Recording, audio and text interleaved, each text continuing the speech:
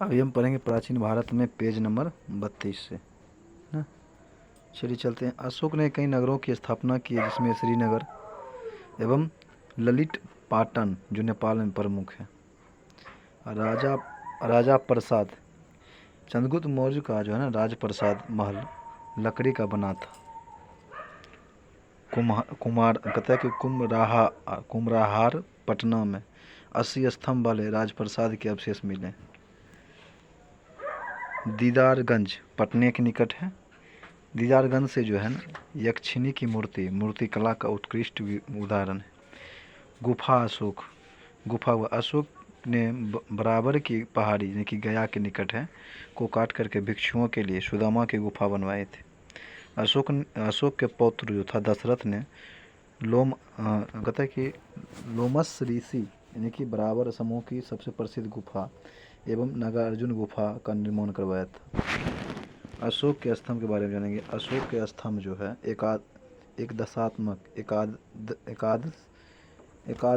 एकास्मक है, अर्थात ये एक ही पत्थर से तराश कर बनाए गए हैं। इनके निर्माण में चुनार के बलुआ पत्थर का प्रयोग हुआ है।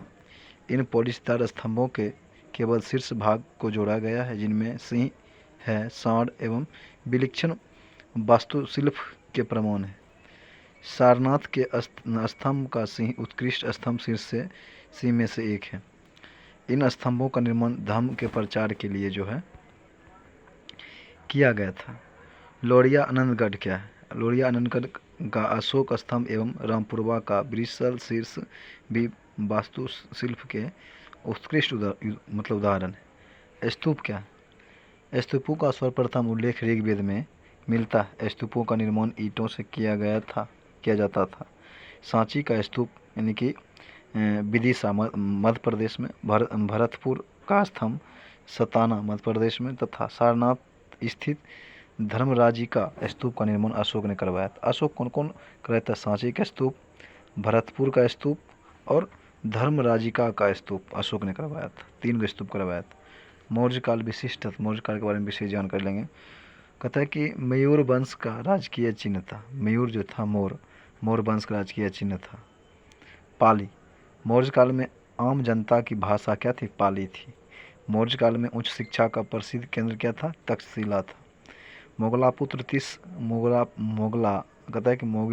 तिस ने कथा वस्तु की रचना की थी। नंदन वंश के विनाश में चंद्रगुप्त मौर्य ने कश्मीर के राजा प्रवर्तक से सहायता प्राप्त की थी। अशोक ने तक्षशिला में विद्रोह के दबाने के लिए कुणाल को भेजा था। कहाँ? अशोक को भी तक्षशिला भेजा था। अशोक के समय बुद्ध की मूर्ति पूजा का उल्लेख नहीं मिलता। अब आगे मौर्य काल के बारे में जानेंगे। मौर्य वंश के अंतिम शासक बृहद्रथ की हत्या उनके बाद बृहद्रथ की हत्या करने के बाद पुष्यमित्र शुंग ने 185 ईस्वी पूर्व में शुंग वंश की स्थापना किया था। अब आगे शुंग वंश का संस्थापक पुष्यमित्र शुंग था। शुंग वंश की राजधानी विदिशा थी। पुष्यमित्र के शासनकाल की सबसे महत्वपूर्ण घटना यवनों का भारत पर आक्रमण था। यवन विजय के उपलक्ष्य में पुष्यमित्र ने 2 अश्वमेध यज्ञ करवाए थे। कालिदास कृत मालविकाग्निमित्रम के अनुसार पुष्यमित्र शुंग के पौत्र यानी कि पोता अग्निमित्रम का पुत्र वसुमित्र ने यवनों को परास्त किया था। पुष्यमित्र के पुरोहित थे पतंजलि ने पाणिनि के अष्टाध्यायी पर महाभाष्य की रचना की थी। पुष्यमित्र के समय ही सांची के स्तूप का आकार 2 गुना करवाया गया था। शुंग काल के अन्य महत्वपूर्ण स्तूप थे भरभूत, बेसनगर और बोधगया। शुंग काल में संस्कृत भाषा एवं ब्राह्मण व्यवस्था का पूर्ण उत्थान हुआ। इसी काल में पहला स्मृति ग्रंथि मनुस्मृति की रचना की गई। शुंग वंश का अंतिम शासक देवभूति था। इसकी हत्या 73 ईस्वी पूर्व में जो था उसके अमात्य वासुदेव ने कर दी तथा कंबन वंश की स्थापना की। अब आगे है कंबन वंश के बारे में। कंबन वंश की स्थापना वासुदेव ने की थी। इस वंश के अंतिम शासक सुशर्मा जिसकी हत्या सातवाहन नरेश सिमुख ने कर दी और सातवाहन वंश की स्थापना की। अब आगे है सातवाहन वंश का संस्थापक सिमुख था और कंबन वंश संस्थापक कौन सा? वासुदेव था। आगे है जिसने कम्मन वंश के अंतिम शासक सुशर्मा की हत्या कर इस वंश की स्थापना की। इसकी राजधानी गोदावरी नदी के तट पर प्रतिष्ठान यानी कि औरंगाबाद महाराष्ट्र में थी। अब आगे प्रमुख शासक हुए, सतकर्णी प्रथम 27 ईस्वी पूर्व से 17 ईस्वी पूर्व। इस कहता है कि यह इस वंश का एक महान शासक था। कौन? सतकर्णी प्रथम, जिसने दो अश्वमेध यज्ञ तथा एक राजसूय यज्ञ करवाए थे। इसने चांदी के सिक्के पर अश्व की आकृति बनाई थी, घोड़ा का। सतकर्णी प्रथम ने दक्षिणापथ का स्वामी की उपाधि धारण की थी। नाना घाट शिलालेख में सतकर्णी प्रथम की उपलब्धियों का वर्णन विस्तार से किया गया। अब आ गया है हाल। क्या है? हाल सातवाहन वंश का 17वां शासक था। इसने प्राकृतिक ग्रंथ यानी कि गथा सप्तशती की रचना किए थे। किसने? हाल ने, जिसमें 700 श्लोक। हाल के दरबार में ही गुणाढ़ निवास करते थे, जिन्हें विदित कथा कोश की रचना की। ठीक, अब आगे है गौतमी पुत्र सतकर्णी वन। इसका शासनकाल रहा, मतलब समय रहा 106 से 130 ईस्वी। सातवाहन वंश का पुनरुद्धार गौतमी पुत्र के समय में हुआ था। उसमें छहरात वंश का नाश किया, क्योंकि उसका शत्रु नहपातन इसी वंश का था। कौन? गौतमी पुत्र सतकर्णी वन। उसने शकों से मालवा एवं कठियावाड़ भी छीन लिया था। कौन? गौतमी पुत्र सतकर्णी प्रथम। नासिक अभिलेख में गौतमी पुत्र सतकर्णी की विजय का उल्लेख। नासिक अभिलेख। अब आगे यज्ञश्री सतकर्णी वन 165 ईस्वी से 194 ईस्वी। यह सातवाहन वंश का अंतिम शक्तिशाली शासक था, जिसके सिक्के पर मछली, शंख एवं जहाज अंकित है। सातवाहन वंश का अंतिम शासक पुलमावी चतुर्थ था। अब आगे विविध तथ्य। सातवाहनों की राजकीय भाषा प्राकृत थी, जो ब्राह्मी लिपि में लिखी थी। सातवाहन काल में चांदी व तांबे के सिक्के का प्रयोग होता था, जिसे कसापर्ण कहा जाता था। सातवाहनों ने आर्थिक लेन देन के लिए शीशे के सिक्के का भी प्रयोग किया था। सातवाहन शासकों ने ही सर्वप्रथम ब्राह्मणों को भूदान एवं जागीर देने की प्रथा शुरू की। सातवाहनों में मातृसत्तात्मक सामाजिक व्यवस्था था। प्रमुख वास्तुकला कार्ले का चैत्य यानी कि भोर घाट, अजंता एवं एलोरा की गुफाएं का निर्माण, अमरावती एवं नागार्जुन कोंड के सपूतों का निर्माण किया था। अब आगे है आपका मध्य एशिया से भारत का संपर्क कैसे हुआ, ये बात जानेंगे। पश्चिमोत्तर भारत में मौर्यों के स्थान पर मध्य एशिया से आए कई राजवंशों ने अपनी सत्ता कायम की। इस काल में भारतीय क्षेत्रों पर यूनानी, शक, पल्लव एवं कुषाणों का हमला हुआ। अब जानेंगे हिंदी यूनानी के बारे में जानेंगे।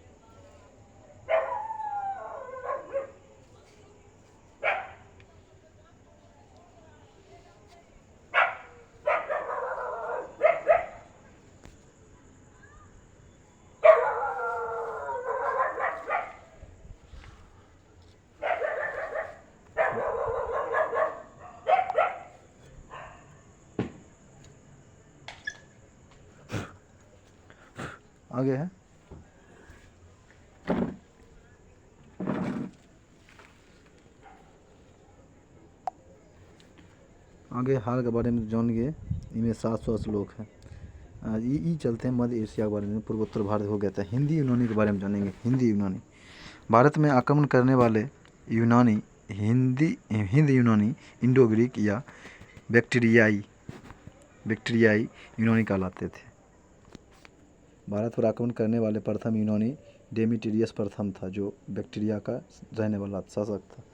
इसने पश्चिमोत्तर भारत यानी कि सिंध, अफगानिस्तान, पंजाब, पश्चिमोत्तर भारत में कौन आता है? सिंध, अफगानिस्तान, पंजाब के विशाल क्षेत्र पर कब्जा कर लिया था। डेमेट्रियस का उत्तराधिकारी मिनांदर बना। ठीक,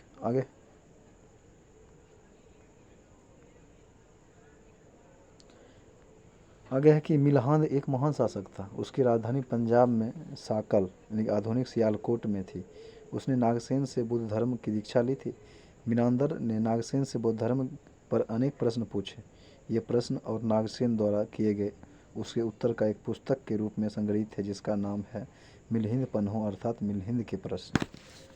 हिंदी यूनानी शासकों ने काफ़ी संख्या में सिक्के जारी किए। इन सिक्कों में सबसे अधिक सिक्के मिनांडर के हैं। हिंदी यूनानी भारत के पहले शासक हुए जिनके द्वारा जारी किए गए सिक्कों के बारे में निश्चित रूप से कहा जाता है कि ये किन किन राजाओं के। सबसे पहले भारत में सोने के सिक्के हिंदी यूनानी ने जारी किए थे। सोने के सिक्के हिंदी यूनानी ने जारी किए थे सबसे पहले। अब आगे, हिंद यूनानी शासकों ने भारत के पश्चिमोत्तर सीमा प्रांत में यूनान की कला चलाई जिसे हेलेनिस्टिक आर्ट कहते हैं। भारत में गंधार कला इसका उत्तम उदाहरण है। गंधार कला यूनानियों ने। अब आगे, शक या हिंद यूनानी के बाद भारतीय क्षेत्रों पर हमला करने वाले शक थे। भारत के शक पूर्वी ईरान के क्षेत्रों से होकर आए थे। शकों की 5 शाखाएं थी और हर शाखा की राजधानी भारत और अफगानिस्तान में अलग अलग भाग में था। शक के बारे में, शक देखिए, अफगानिस्तान, मथुरा, पश्चिम भारत, पंजाब, ठीक, और ऊपरी दक्कन। 5700 से 7800 ईस्वी पूर्व में उज्जैन के एक राजा ने शकों को युद्ध में पराजित कर उन्हें बाहर खदेड़ दिया था और विक्रमादित्य की उपाधि धारण कर ली थी। कौन? शक। अब आगे, विक्रम संवत नाम का संवत 1757 ईस्वी पूर्व में शकों के पर विजय उपलक्ष्य में प्रारंभ किया गया था। विक्रम संवत 57 ईस्वी पूर्व में शकों ने दिया था। विक्रमादित्य की उपाधि इतनी प्रचलित हुई कि जब किसी शासक ने महान पराक्रम दिखाया उसने इस उपाधि को धारण कर लिया। इस परिणाम स्वरूप भारतीय इतिहास में अब तक कुल 14 विक्रमादित्य हुए। कितने हुए? 14 विक्रमादित्य हुए। गुप्त सम्राट चंद्रगुप्त द्वितीय सबसे विख्यात विक्रमादित्य हुए। सबसे विख्यात शक शासक रुद्रदामन प्रथम था जो 130-150 ईस्वी में था। उसका शासन सिंध, कोकन, नर्मदा घाटी, मालवा, काठियावाड़ और गुजरात के बड़े भाग में था। इसने काठियावाड़ के अर्ध शुष्क क्षेत्र की झील सुदर्शन झील यानी कि सुदर्शन झील यानी कि मौर्य काल में निर्मित मतलब सुदर्शन झील का जीर्णोद्धार करवाया था। रुद्रदामन संस्कृत का बड़ा प्रेमी था। उसके द्वारा जारी किया गया जूनागढ़ अभिलेख विशुद्ध संस्कृत भाषा में पहला लंबा अभिलेख है। क्षत्रप शक नरेशों में भारतीय प्रदेशों के शासक क्षत्रप कहे जाते थे। अब आगे, पल्लव या पार्थियाई क्या था? पश्चिमोत्तर भारत में शकों के बाद पल्लवों का अधिकार हुआ। इनका मूल वासस्थान था ईरान, जहां वे भारत आए थे। जहां से सबसे प्रसिद्ध पार्थियाई राजा हुआ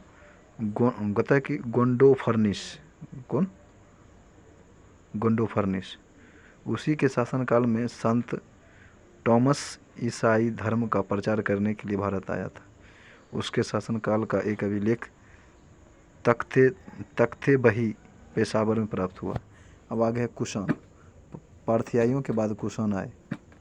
ठीक, पार्थियाइयों के बाद कौन है? कुषाण आए, जो यूची और तोखारी भी कहलाते थे। यूची नामक एक कबीला था जो 5 कुलों में बटा गया था। कुषाण उन्हीं में से एक थे। आपको पता है कि कुजुल कटफिसेस ये कुषाण वंश संस्थापक था, या भारत में कुषाण वंश संस्थापक था कुजुल कटफिसेस। इसे तांबे के सिक्के जारी किए थे। अब है भीम कडफिसेस। उसके बाद कुडुल कडफिसेस के बाद देता है भीम कडफिसेस। इसने भारी मात्रा में स्वर्ण सिक्के जारी किए जिनकी शुद्धता गुप्तकालीन स्वर्ण मुद्रों से उत्कृष्ट थी। इसके द्वारा जारी किए गए सिक्कों पर शिव, नंदी और त्रिशूल की आकृतियां बनी थी, जिससे यह अनुमान लगाया जाता है कि यह शैव था, यानी कि शैव धर्म का मानने वाला था। अब आगे जाता है भीम कडफिसेस के बाद कनिष्क। कुषाण राजवंश का सबसे महान शासक कनिष्क था। कनिष्क ने 78 ईस्वी में शक संवत चलाया जो उसके राजरोहण की तिथि है।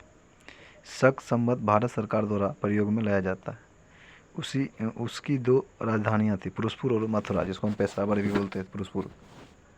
कनिष्क ने बौद्ध धर्म का संपोषण एवं संरक्षण किया। चौथी बौद्ध संगति कनिष्क के शासनकाल में कुंडल वन में वसुमित्र की अध्यक्षता में हुई थी। अशोक कनिष्क राज कवि था। अशोक कौन था? कनिष्क राज कवि था।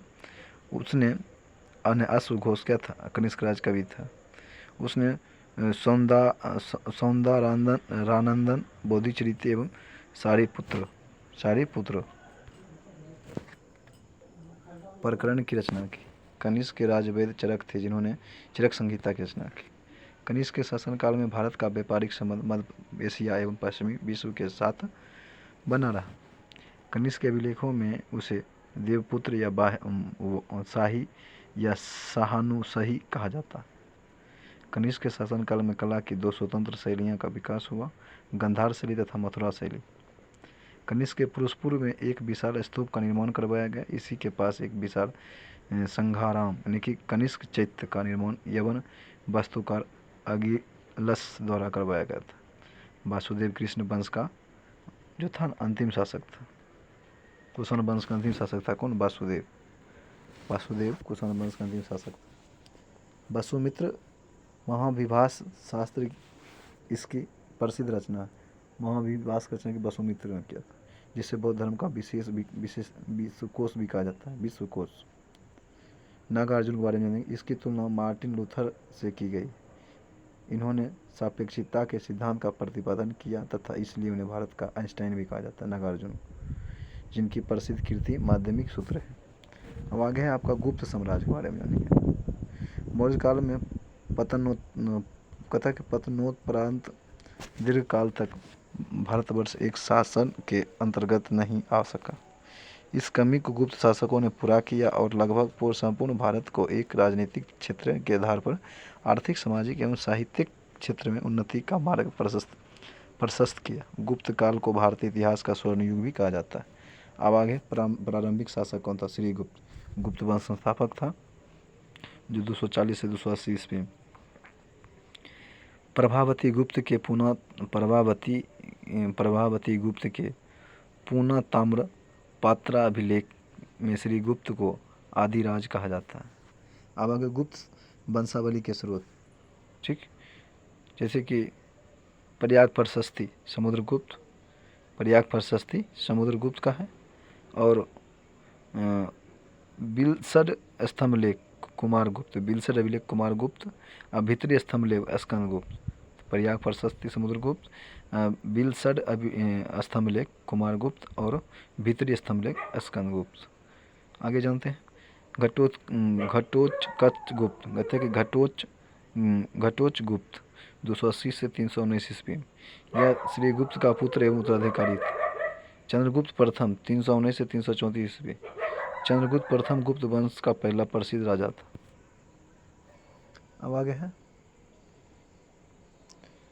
उसने लिच्छवी की राजकुमारी कुमार देवी से विवाह किया, जिससे उसकी सत्ता को बल मिला।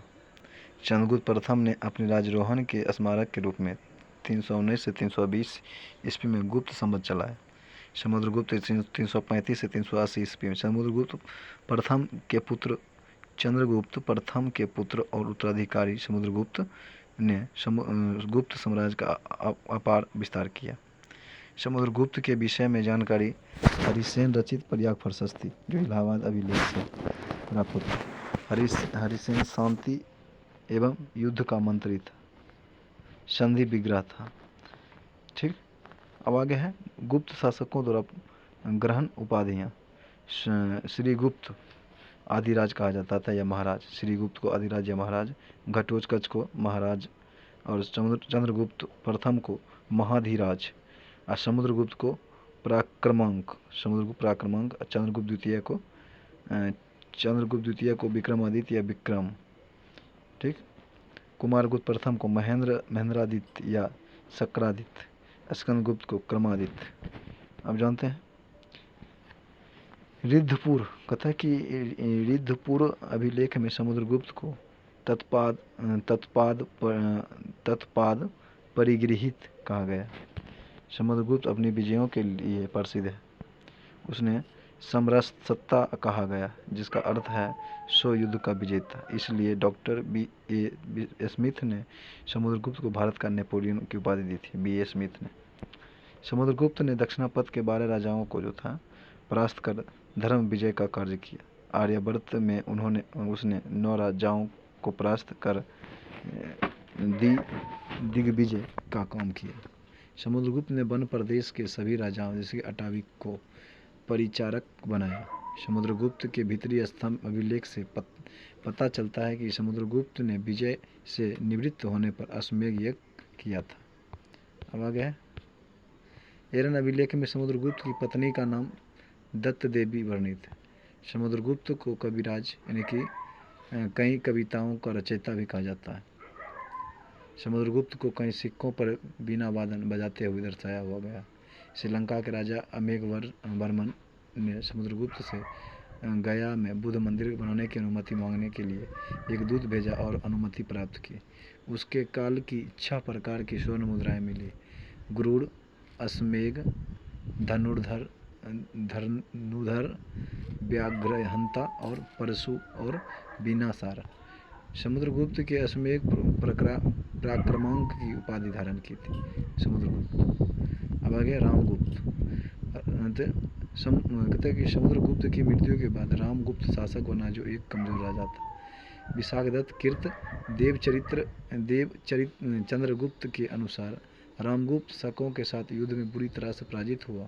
शक राजा उसकी पत्नी ध्रुव देवी से प्राप्त करना चाहता। कहता है कि शक राजा जो था उसकी पत्नी ध्रुव देवी को प्राप्त करना चाहता था। रामगुप्त ने अपनी पत्नी को शक शासक को देने से फैसला किया, लेकिन चंद्रगुप्त विक्रमादित्य यानी कि रामगुप्त का छोटा भाई को यह बात पसंद नहीं आई और उसने स्त्री वेश धारण करके शक राजा का वध कर दिया। बाद में उसने समुद्रगुप्त की भी हत्या कर डाली और गुप्त वंश की गद्दी पर बैठा। राजशेखर की काव्य मीमांसा में भी इस घटना का उल्लेख किया गया। चंद्रगुप्त द्वितीय विक्रमादित्य यानी कि 380 से 312 ईस्वी। चंद्रगुप्त द्वितीय समुद्रगुप्त एवं दत्ता देवी का पुत्र था। उसके शासन काल में गुप्त साम्राज्य अपने उत्कर्ष पर पहुंचा। इससे सांची के अभिलेख में देवराज या प्रभुसेन के अभिलेख में देवगुप्त कहा गया। महरौली स्तंभ लेख में राजा चंद्र का वर्णन है, जिसकी पहचान चंद्रगुप्त द्वितीय से की गई है। अब आगे है उसने वैवाहिक संबंध एवं विजय दोनों के सहारे अपने साम्राज्य की सीमा बढ़ाई। उसने अपनी पुत्री प्रभावती का विवाह वाकाटक शासक जो था रुद्रसेन द्वितीय से करवाया। उसके मरने के बाद उसका नाबालिग पुत्र उसका उत्तराधिकारी बना। इस प्रकार प्रभावती स्वयं वास्तविक शासिका हुई। कहता कि वाकाटक की सहायता से चंद्रगुप्त द्वितीय ने शकों को पराजित किया। इस उपलक्ष्य में उसे चांदी के सिक्के चलाए थे।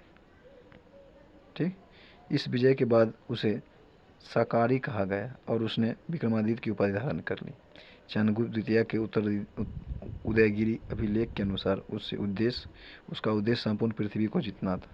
उसकी राजधानी पाटलिपुत्र थी। उसने उज्जैन में दूसरी राजधानी स्थापित की, जो कालिदास एवं अमर सिंह जैसे विद्वानों से विभूषित था। उज्जैन में आगे चंद्रगुप्त द्वितीय वैष्णव था और उनके परम भागवत की उपाधि धारण की थी। चंद्रगुप्त द्वितीय के समय से ही चीनी बौद्ध यात्री फाहियान भारत आया था। चंद्रगुप्त द्वितीय के 9 रत्न थे। कालिदास थे, अमर सिंह थे और शंकु थे। धनवंतरी, छपनक कौन थे? छपनको थे ना, छपनक कौन?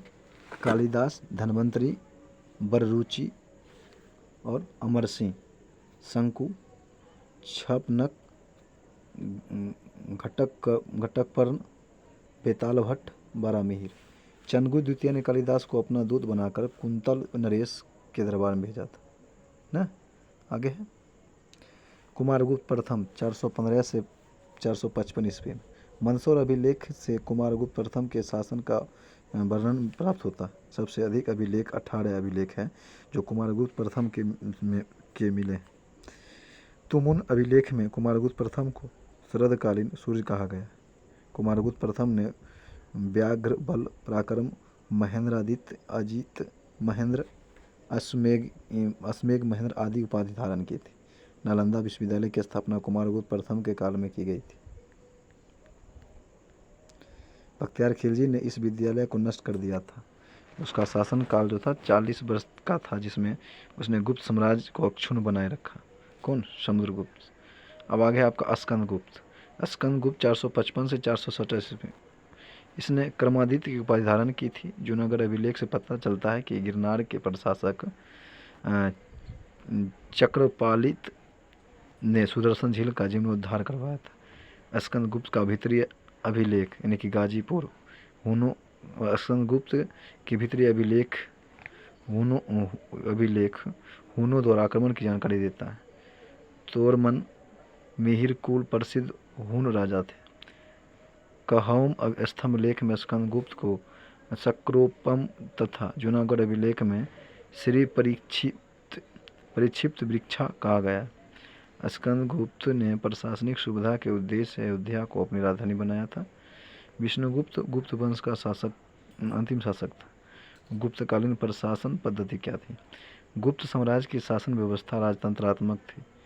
राजपद वंशागत था, लेकिन राजगद्दी हमेशा श्रेष्ठ पुत्र को ही नहीं मिलती थी। गुप्त साम्राज्य की राजधानी पाटलिपुत्र थी। गुप्त राजाओं ने प्रांतीय एवं स्थानीय शासक की पद्धति चलाई। राज्य कई भुक्तियों अर्थात प्रांतों में विभाजित था और हर भुक्ति का प्रभारी ऊपरी होता था। भुक्तियाँ कई जिलों में विभाजित था, जिसकी प्रभारी विषयपति होता था। प्रत्येक विषय को विथियों में बांटा गया था और विथियाँ ग्रामों में विभाजित थी। पेठ या ग्राम समूह की इकाई थी। ग्राम प्रशासन की सबसे छोटी इकाई थी पेठ। ग्राम सभा ग्राम का प्रशासन ग्राम सभा द्वारा चलाया जाता था, जिसका मुखिया ग्रामीण कहलाता था एवं अन्य सदस्य महात्तर कहलाते थे। आज यहीं तक।